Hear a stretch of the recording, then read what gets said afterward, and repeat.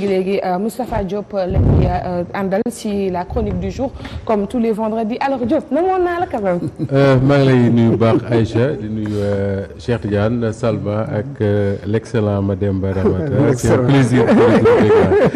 maa ngi lay nuyu baax di nuyu Sénégal yi seetaan yëpp ci biir réew mi ak ci bitim réew. les internautes m'attaquaient directement lu tax du ngeen woo Moustapha ma ne ko man maa woo Moustapha mooy sunu chef. Moustapha de. moo yor cuggal guyam mi ngi noonu daal alors xam naa ne di nga offrir ndawandeel quand même au téléspectateur du Réveil parce que namoon nañ la quand même ci chronique vendredi bi. ma bàyyi la très rapidement nga dem ak Salma. oui namoon nañ ko bu baax moom le baobab comme l'appelle Mame Birame Wathie Moustapha Diop alors on sait que depuis début de semaine bi en 2-3 jours yëpp. li leen di déclaration de politique générale bu premier ministre Ousmane Sonko mooy actualité dañ ciy def taxaw seetlu wax bu baax a baax en réalité lan mooy une déclaration de politique générale pertinence bi nga xamante ne am na ko ak lan moo wundu tey polémique bi nga xamante ni nemmeeku nañ ko ci ak Ousmane Sonko est-ce qu'il a l'obligation d'y aller oui ou non ak ñi nga xamante ni tey dañuy ragal li ñuy wooy ab motion de censure qu'en est-il exactement ci loolu la ñuy def taxaw seetlu Moustapha mais d'abord nga dikk ci réellement lan mooy pertinence aux déclaration de politique générale. En fait man li ma njëkk a regretter d'abord mooy ce débat là ampleur bi mu jël te ma jàpp ne jaru ko malheureusement benn góor su tudd Madiambal Diagne mooy toog def ay tweetam di imposer aux journalistes sénégalais lan la ñu war a waxtaane et man loolu ma déranger ci mbir mi parce que en réalité une déclaration de politique générale soo demee ci les grandes démocraties comme fu mel ne France parce que souvent moom la ñuy jël référence ci question yu mel nii banalité la fa un premier ministre bu ñu fal mu dem assemblée nationale jaar fa joxe sa déclaration de politique générale c'est en réalité une banalité boo xam ne également dafa pertinent dans la mesure où day indi benn rencontre entre l'exécutif et le législatif l'exécutif nga xam ne le premier ministre jiite le gouvernement moom mooy dem devant le législatif muy l'assemblée nationale les représentants du peuple wax leen en réalité li nga xam ne moo may jaaxal un peu ci wax ji mooy bu ñu naan Ousmane Sonko dafa ragal a dem am ñu ma dégg ñu ne parce que amul lu mu wax c'est parce que au Sénégal dañu habitué ci suñu déclaration de politique générale am kii lay doon ni ñu koy waxee sax am mbootaay lay doon xumbal ko nit ñi di tàccu di tëgg indi say supporters di wax joo xam ne jëmul fenn pendant des heures mais soo demee fu mel ne France seen déclaration de politique générale mais waa ji day ñëw def ko ñu jàll ci leneen très vite fait mais Sénégal soo gisee ñu ci insister c'est parce que dañu miin que ni en tout cas année yu ñu génn de 2000 à maintenant que ni souvent bu ñu koy def coow lu bari lay àndal et que le premier ministre bii ñëw di ko def tu as l'impression que dafay ñëw di présenter le programme d'un chef d'État ñu bari da ngay dégg ñu koy wax naan Ousmane Sonko c'est parce que amuñu programme de gis naa dem sax benn homme politique bu ko bind mais déclaration de politique générale lan la ñuy demander premier ministre boo demee France dañ naan la dafay ñëw joxe les grandes orientations de son programme de gouvernement waxuñu son programme les grandes orientations de son programme de gouvernement man duma premier ministre Sénégal duma collaborateur Ousmane Sonko duma son conseiller mais fii ma toog nii ku ma laaj quelles sont les grandes orientations de la politique du gouvernement de Ousmane Sonko ma wax la ko c'est pas compliqué du tout ñu ne la le premier ministre dafay ñëw pour wax les principales réformes yi nga xam ne moom la ñuy xaar ci gouvernement mais les réformes yi nga xam ne moom la Ousmane Sonko bëgg a indi ci ndigalu président Bassirou Diomaye Faye mais réformes yooyu journalistes yi ñu ngi koy waxtaane tout le temps il a déjà débuté nañu dindi lii nañu changer lii ne c'est ça qu'on appelle les réformes beneen bi ñu ne yan mesures lay mettre en place pour atteindre ces objectifs là lii mooy déclaration de politique générale donc c'est pas une affaire compliquée on veut lui donner benn ni ñu koy waxee sax benn solo benn diisaay boo xam ne diisewul noonu lii ni diisaay bi nag mooy dañoo miin que ni Sénégal à chaque fois bu ñuy def déclaration de politique générale ba ko Moustapha Niasse defee en 2000 peut-être avant daana am naturellement mais bi ko Moustapha Niasse defee en 2000 ak li mu tegoon ci kaw socialistes yi nga xam ne ñoom la Ablaye Wade remplacé mooy def le bilan pratiquement des 40 ans de règne du PS waxal seen bon yëpp ñu bari dañuy xaar ci loolu ci Ousmane Sonko moo tax ñu koy xaar boobu mais en réalité man dama jàpp ne déclaration de politique générale lu mu am solo jërul ñu koy jox diisaay bi mu jox parce que boo demee France par exemple seen constitution maa ngi dégg sànq Mademba Ramata di ko wax moo wax ne le premier ministre bu ñu ko falee dafay dem def déclaration de politique générale mais la France lañ ci teg leen dañ ne du obligation ñu ne c'est une tradition républicaine. C'est-à-dire que premier ministre France tey amul benn obligation pour dem defi déclaration de politique générale c'est une tradition républicaine boo xam ne ñu ngi ko commencé en 1959 ak Michel Debré moom moo njëkk a def sa déclaration de politique générale fii Sénégal la constitution dit le premier ministre bu ñu ko falee il fait sa déclaration il ne dit pas il doit faire il fait sa déclaration de politique générale donc le premier ministre naturellement dafay dem defi sa déclaration de politique générale mais ni ko ma dem ba waxee sax ak beaucoup de pertinence la constitution bi ko wax ne na ko dem defi wutalu ko àpp et loolu xëy na dinañ ci wax ci biir wax mais déggoon na ñenn ñi doon wax 3 mois loolu fu mu jógee. alors 3 mois parce que le règlement intérieur de l'Assemblée nationale boo ko jàngatee ci la ñuy wax ne le premier ministre dafa war a ñëw jàkkaarloog Assemblée nationale ci 3 mois yi mooy les 100 premiers jours après son élection mais yooyu ñi nga xam ne ñoom ñoo koy défendre tey je me dis quelque part ils sont mal placés pour défendre loolu lan moo tax Moustapha Niasse biñ ko falee en 2000 premier ministre le 3 avril mu def sa déclaration de politique générale vers le 10 je ne sais pas juillet il a fait 14 semaines à la primature avant muy def sa déclaration de politique générale donc dépassé na ko 2 semaines avant mu koy def Idrissa Seck nga xam ne man jàpp naa ne sa déclaration de politique générale bokk na ci yi gën a marqué l'Assemblée nationale en tout cas ces dernières années man boog loolu laa jàpp mi ngi ko def dans les 100 jours c'est-à-dire que moom ñu ngi ko fal premier ministre le 4 novembre 2002 le 3 février 2003 Idrissa Seck def sa déclaration de politique générale mais les 3 mois constitution au Sénégal waxu ko dafa wax ne le premier ministre doit faire sa déclaration de politique générale ñu ne boo demee ci le règlement intérieur de l'Assemblée nationale moom mooy wax ne il doit le faire au bout de dans les 3 mois qui suivent nu ñu koy waxee sax sa nomination dinaa ci ñëwaat léegi mais li waral coow li 3 mois mooy dafa am ñoo xam ne dama jàpp ne ñoom dañoo gëm ne ni ñu koy waxee sax pour ñu exister waat politiquement pour ñu am en tout cas quelque chose qui leur permet d'avoir un débat avec le gouvernement moment bii la mooy moment de déclaration de politique générale parce que en réalité booy xool l'actualité au Sénégal la presse moom moo gën a critique avec le régime que les opposants eux-mêmes les opposants amuñu lu ñu wax le chef de l'opposition c'est Amadou Ba sa dernière lettre qu'est-ce qu'il dit une nouvelle responsabilité il appelle dialogue démocratie nangam ak nangam ñi nga xam ne ñoom ñoo fi gën a tijji seen làmmiñ di wax tudde seen bopp ay opposants mais ils n'ont jamais été à des élections je suis désolé quand tu n'es pas capable de dépasser l'étape des parrainages man mënuma la jël comme un leader politique d'envergure boo xam ne soo waxee tu fais l'actualité je suis désolé de le dire comme ça ñi am 0,0 sax dem nañ élection am loolu même bu dee 10 Sénégalais moo leen voté mais yaana yoo xam ne man ak ñoom ak Cheikh Tidiane ñoo am statut parce que ils n'ont jamais été confrontés au suffrage universel parrainage leen de wuti amuñu ko il y a combien qui sont allés chercher des parrainages amuñu ko ñu toog mais ñooñu ñoo bëgg a nekk tey les chefs de l'opposition di tànqal Sénégalais yi ci loo xam ne j'ai l'impression que ñenn ñi dañu yaakaar ne les Sénégalais sont amnésiques amnésique mooy li xewoon li ñu reere démb xamuñu ko mais attends ce qui s'est passé avec législature bii ñu nekk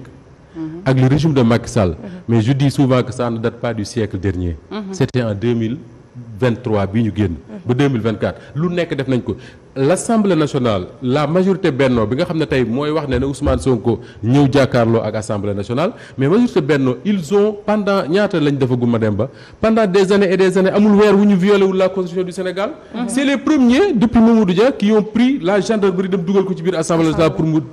téye ay députés ces gens-là ñoo fi indi lu mësul am Assemblée ñoom ñoo taxaw tey ne oui il faut ñu respecter la constitution il faut ñu respecter le règlement intérieur de l'Assemblée nationale on parlera du règlement intérieur mais j'ai l'impression que ñoom ils nous prennent pour des amnésiques c'est-à-dire que c'est des gens yoo xam ne pour ñoom ñu fàtte nañ li xewoon il y a quelques années enfin il y a quelques semaines parce que bi fi Bassirou Diomaye Faye faloog léegi matagul ñetti weer mais dañ ne que bi ñu supprimer woon li nga xamante ni moo di poste de premier ministre foofu la coow li an ñëwee boobaak léegi ñu naan règlement de l'Assemblée ak constitution ban lañ ci war a respecter xam nga su fekkee ne dañu bëgg a def une lecture des faits historiques il faut nga xam lan la ñuy comparer mënoo comparer déclaration de politique générale bu Ousmane Sonko ak bu Idrissa Seck par exemple wala bu Macky Sall wala bu Amadou Ba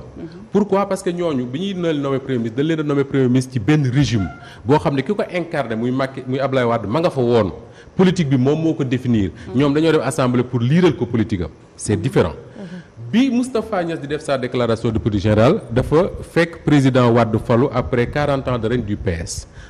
kooku nga mën a comparer ak li nga xam ne moo nar a xew ak Ousmane Sonko wala nga jël Abdoul Mbaye pour la petite histoire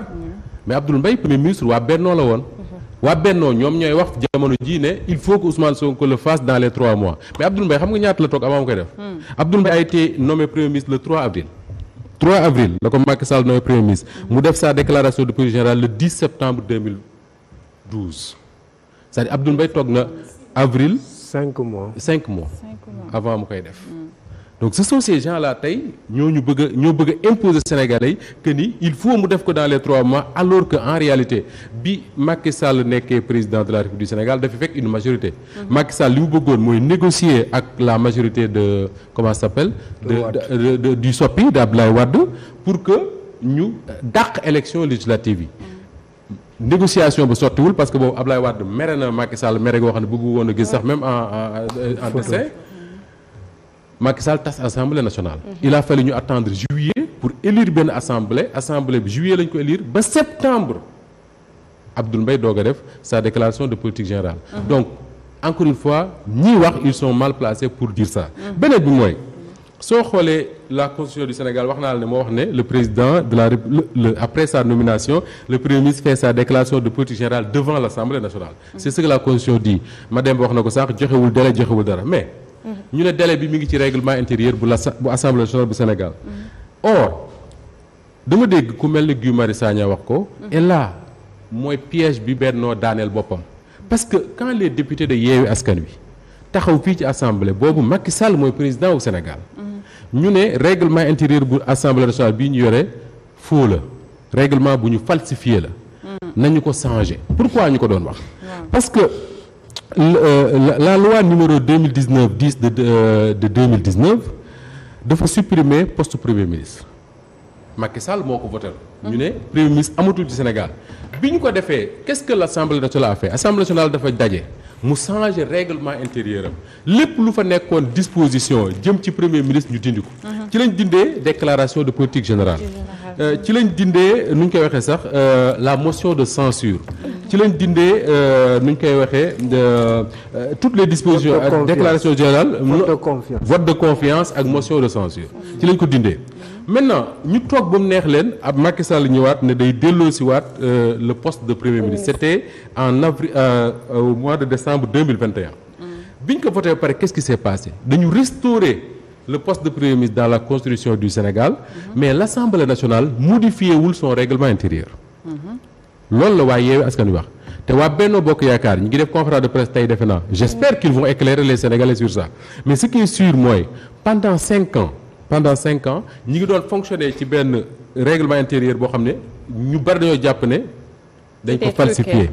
parce que supprimer nañ le poste de premier ministre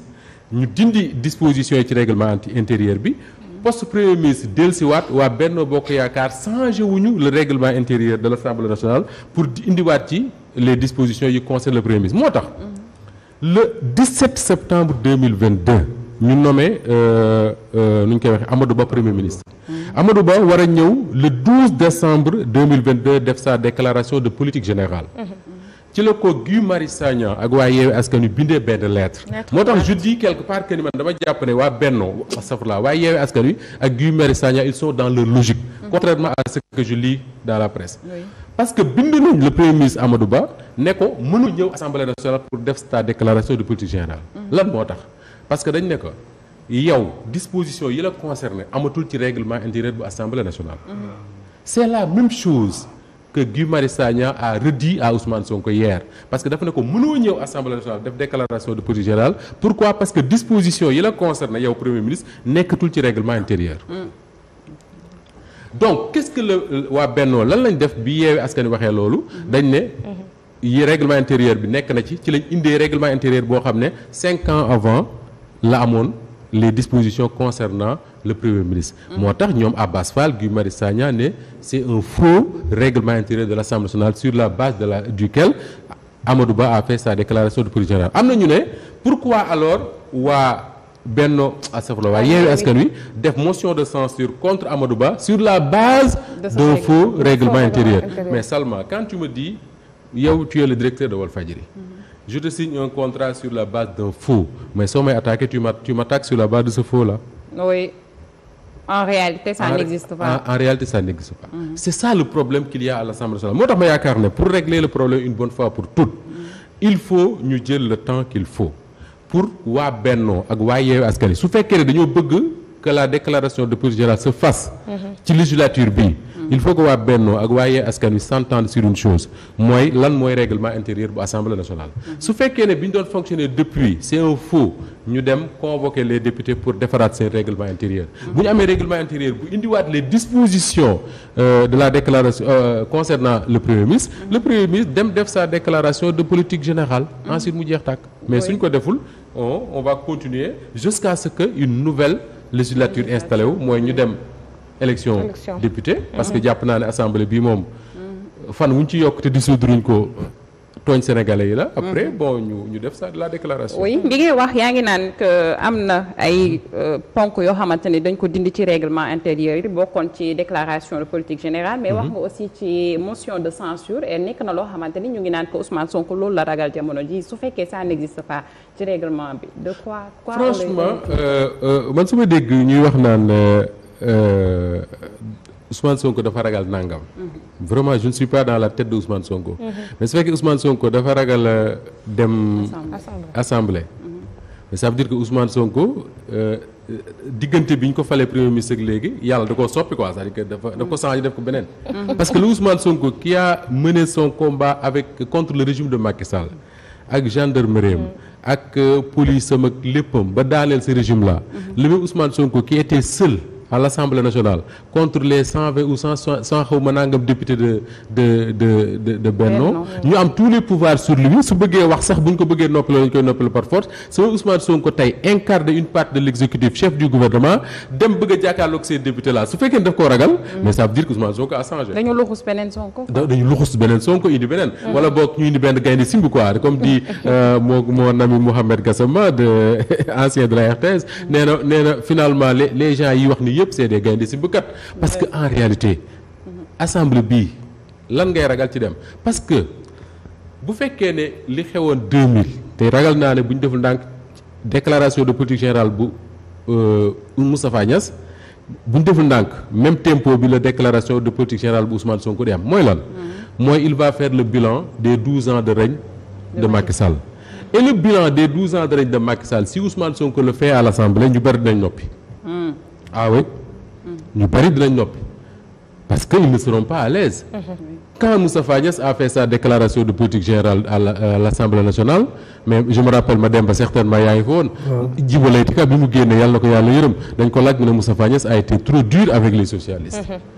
autant Moustapha Niasse pouvait être dur avec les socialistes moom mi nga xam ne il était au cœur du régime socialiste mais Ousmane Sonko qui n'a jamais été avec le régime de Macky Sall et qui détient toutes les informations yi mu soxla ci le règne de ces gens-là mais c'est facile pour lui d'aller exposer ça à l'Assemblée te bu ko exposer ñu bari danañ noppi beneen bi mooy que mu dem fa mu ñàkk faa dem waa Benno bu leen neexee déposer une motion de censure contre son gouvernement tey boo déposer une motion de censure contre son gouvernement mu daanu tey à la minute qui suit Bassirou Diomaye Faye va reconduire le même premier ministre ça sert à quoi donc y a pas à avoir peur de quoi que ce soit. je ne pense pas très sincèrement parce que je pense que mës nañ def chronique ngay wax que même bu ñu defee motion de censure dañ ko wax que tabaatal premier ministre mais waxuñu la tabaatal beneen premier ministre. donc motion de censure à quoi. non bu ñu defee motion de censure parce que là et d'ailleurs nañ ci def ndànk aussi. parce que ñi wax naan wéy dafa ragal motion de censure dañoo jàpp ne Benno am na majorité bu ko mën a may su defee motion de censure mu daaneel le gouvernement. mais dama lay wax ñaari mbir. mooy assemblée nationale biñ koy installé bu ngeen fàttalikoo. il a fallu que Pape Diop accepté bokk dans le Benno pour que ñu mën a am majorité. parce que Aminata Touré dafa bàyyeeko woon. dafa après lañ trouvé seeni affaire ba dàq Aminata Touré. beneen bi mooy donc man jàpp naa ne majorité Benno boobu dëgërul. beneen bi mooy bi Macky Sall daanoo ba léegi. waaw kan moo leen wax ne waa Benno benn lañ ba léegi. ah dëkk la tamit de est-ce que ña ngay Benno ba tey. loolu tamit def ku leen wax ne waa Benno benn lañ ba léegi ci seen groupe parlementaire bii. d'autant plus que Amadou Ba ci boppam def na une déclaration pour woote à une nouvelle responsabilité. ñu bari ci waa APR wax nañ am ci waa APR ñu wax ne nañ ko dàq seen parti am na ñu ne moom ci boppam. il a signé l'acte de divorce avec l'APR dès que mu def sa déclaration mais il faut vraiment sous-estimer Amadou Ba pour yaakaar ne waa Benno yi député yi amu ci kenn ku ciy déggul mais Moustapha dina am ñaar ak ñett jëm ñeent yu koy déglu ñu màndal yoo xam ne certainement li waa Benno bu Macky Sall bëgg duñ ci ànd ak moom nga dolli may ma rek nga dolli ci nag waa Benno nga xam ne socialiste yaa ngi ci biir waa AFP ñu ngi ci biir ak ñeneen tu penses que ces gens là ñoom dañuy continuer rek nekk ay moutons de Paris jusqu'à quand waa wàllu oui naka la ñuy taxawee exactement parce que gis nañ ne que coalition Diomaye lañ demee woon ci présidentielle yi oui on sait pas waaw wàllu lan mooy nekk seen taxawaay lan mooy nekk taxawaay waa taxawu Dakar mais tout ça c'est des questions yoo xam ne on n'est jamais sûr de rien comme on dit. C'était ça au fait. En fait on parlait de Benno mais ceux qui feront la différence peut-être à l'Assemblée nationale mooy waa wàllu ak waa taxawu. ils vont quand même poser parce que ba léegi kenn xamul lan mooy taxawaayu wàllu lan mooy taxawaayu Benno dans ce waxuma dans le débat sur la déclaration de politique générale c'est différent. parce que tey lan mooy nekk seen taxawaay su fekkee dañu indi une motion de censure contre le gouvernement de Ousmane Sonko. lan mooy nekk taxawaayu waa wàllu lan mooy nekk taxawaayu waa Benno man xaw ma ko. waaw ma ko mais dama jàpp ne dans tout ça pour conclure celui qui doit être vraiment heureux dans cette affaire-là c'est Bassirou Diomaye Faye. Comment ça? Pourquoi? Parce que Madame Ba depuis toujours suñu président au Sénégal yi benn problème lañu amoon on avait des présidents trop exposés. Premier ministre benn morceau bu ñuy fobeeree la rek da nga ci fomp sa tànk dugg benn paillasson la bu ñu teg ci bunt bi rek da ngay gars yi bu ñuy wax président la ñuy wax depuis toujours et on a toujours dit que le premier ministre doit servir de fusible au président de la République mais jamais en tout cas de 2000 à maintenant peut-être Idrissa Seck bi mu nekkee premier ministre Wade il subissait plus d'attaques que Wade te les attaques contre Idrissa Seck venaient du camp de Wade mais muy Moustapha Niasse Abdoul Mbaye Souleymane Ndéné Cheikh Hadjibou Soumaré les premiers ministres de Macky Sall yi fi jaar yëpp mosuñu intéressé kenn li intéressé woon nit ñi mooy Macky Sall lui-même tey au Sénégal yàlla def na on a un président boo xam ne moom moo am pouvoir di décider ci lu ko neex mais président boobu personne ne l'attaque personne ne l'attaque il fait ce qu'il veut, il voyage, je ne sais pas moi, il fait ses activités, il préside le conseil des ministres, il est tranquille quoi, Diomaye, il boit son thé, il fait son café Touba, il n'y a aucun problème. Celui qui subit les attaques, c'est le premier ministre. C'est pourquoi je dis finalement que dans cette affaire-là, c'est Bassirou Diomaye Faye moo war a sant Yàlla parce que il est un président tranquille. Le premier ministre ba pare Yàlla dimbalee leen beneen affaire ñoom ñaar ñooñu mooy tey bu fekkoon ne Diomaye moo doon premier ministre Ousmane Sonko mu nekk président peut-être du demee nii parce que Ousmane Sonko est plus bagarreur que Diomaye et alors tu as un premier ministre très bagarreur qui est prêt à aller au combat ku ko attaqué mu attaqué la bu ko Cheikh Tidiane Gomis tuddoon fii léegi ci plateau yi su ko neexee léegi mu tontu ko amu ci problème et qui est toujours chef de parti voilà donc Diomaye doit assister le trésor. En tout cas loolu lañ doon wax la dernière fois que moom comme les xale yi wax day yëngal game bi saa yi su ko neexee moom Ousmane Sonko aussi on dit souvent que nekkul ci posture kuy gouverner mais toujours dans la peau d'un opposant la nekk donc li ngay wax ni xëy na. day fàttali livre Abdou Latif Coulibaly ba Abdoulaye Wade un opposant au pouvoir. Ousmane Sonko je dis pas que c'est le même qu'Abdoulaye Wade. Mais quand il parle politique je dis pas bu premier ministre bi wax. Mais quand il parle politique et la seule fois bu ma ko déggee mu wax politique mooy bi mu dajee les jeunes de son parti fii ci nu ñu koy waxee sax Grand Théâtre Ousmane Sonko bi nga dégg mooy le Ousmane Sonko chef de Pastef. Il parle comme un opposant. Au lieu que mu xaar ses opposants attaquer ko il les attaque sur leur propre terrain. Et dama dégg ñu wax ci politique que la meilleure façon de se défendre c'est d'attaquer. Et moom c'est ce qu'il fait Cheikh Tidiane. C'est Lamine Dieng qui le disait ndeysaan ne tant que yaa ngi yore bal bi tu prends pas de but. Donc la meilleure façon de se défendre c'est d'attaquer et c'est ce que Ousmane Sonko fait. Et pour moi c'est important. C'est important leneen li mooy ces 3 mois là wax dëgg yàlla. dañu gis ci gouvernement wu Sénégal loo xam ne miinuñu ko woon ci suñu gouvernement et man dama jàpp ne c'est une bonne nouvelle quelque part mooy lan mooy souvent suñu gouvernement yi bu ñu daan confronté à un problème dañuy négocier pour am la solution on a un gouvernement boo xam ne dafa offensif patron de presse yi fii lañ yëngal mu dal seen kaw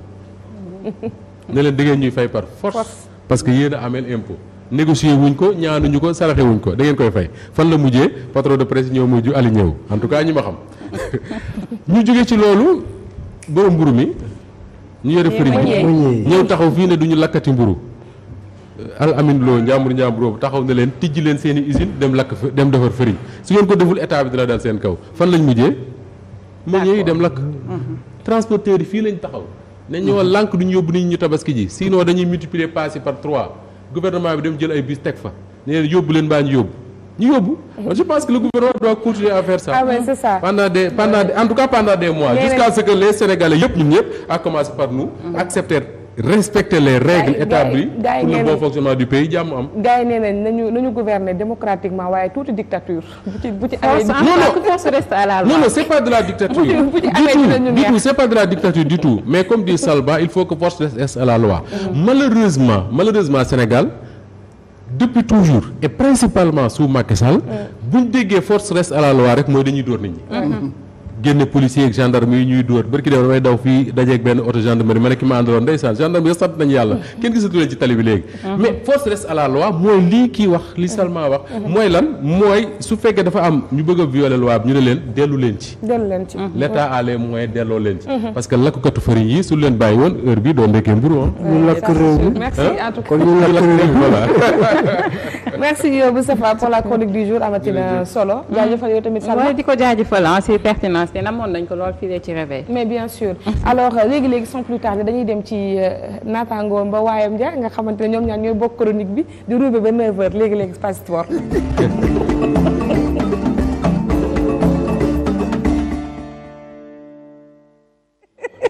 pour ça ñun ñuy noppi waaw defal loolu boo ko defee tamit mu gënal ñu